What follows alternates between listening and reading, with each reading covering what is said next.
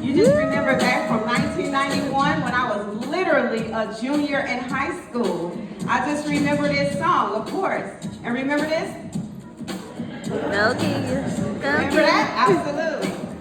And then, after that, so many other songs start coming to my mind. And it took me back to a times when things were simpler. Go ahead, number 2. Well, this is back in the day with Amaya. We're going to do that. That's 1994 when I was a sophomore in college. Remember Amaya? You can nod your head. It's okay. And then this song back in 1993 by Wu-Tang. Who don't know about Wu-Tang? Can it be that it was all so simple? I know it's nostalgic. I know you're feeling it right now. Back in 1993, I was a freshman in college, just getting on the campus. Man, it was some good days back then.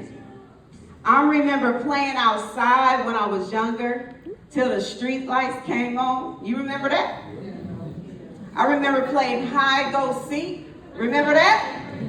Absolutely. I remember going to the candy store, which happened to be located right across the street from my grandmother's house. She had a candy store in her basement, and we would hit her store up with all the little pennies we could find. And everybody would just gather and put all that little candy on the floor, on the ground rather, actually, and we divvy it up amongst everybody. And penny candy was actually what? A penny. Absolutely. I remember playing double dutch. Now, y'all don't want to mess with me because I am a double dutch pro. Who know how to play double dutch? Who know how to turn? Because you can't play if you can't turn. That is absolutely the rules, right? Get off my ropes with them double-handed turns. You ain't turning for me. You know that? All right, double dutchers.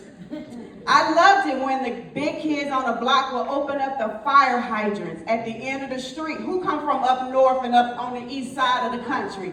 New York, Chicago, you know, Midwest St. Louis, where Tasha at? Because I know, you know something. Come on, double up the fire hydrants. You couldn't do this in the suburbs of Atlanta. You had to go to the block where there was a sidewalk, and at the end of the sidewalk is a fire hydrant. And they would let that thing open loose, and we go running outside, and everybody running through. Y'all know about that? I'm telling you, there was some good times.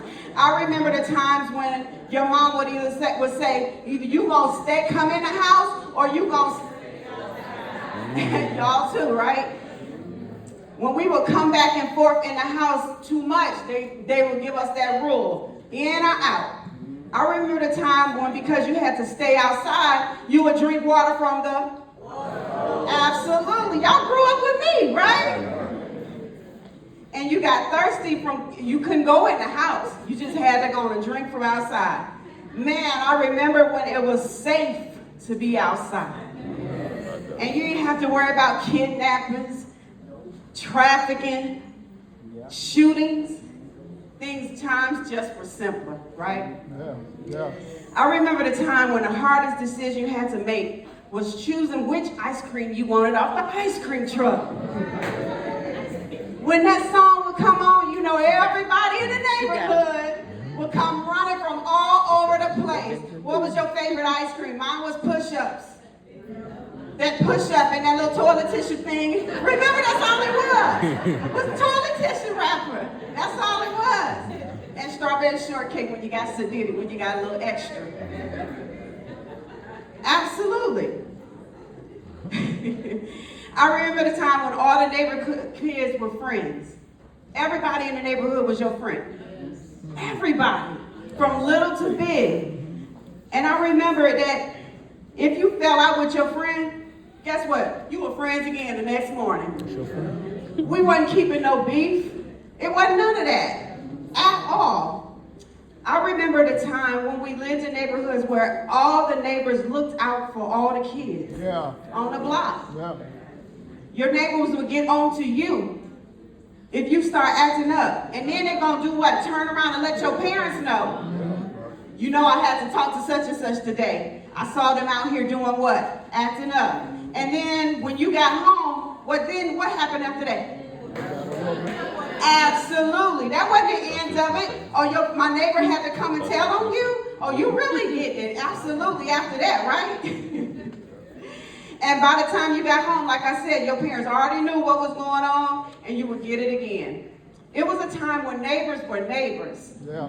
You know, you could get some sugar when you ran out from your neighbor.